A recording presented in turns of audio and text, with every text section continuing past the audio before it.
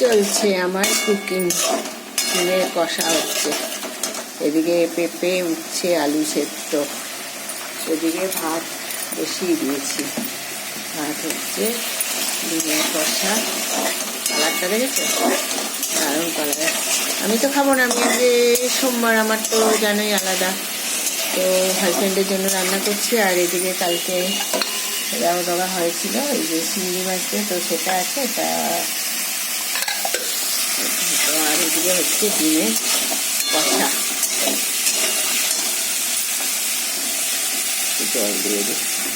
জল দিয়ে দিই অল্প অল্প করে কষাতে হবে।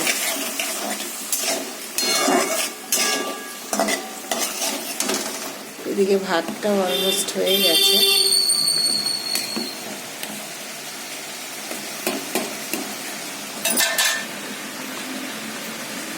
আর একটু খাবো।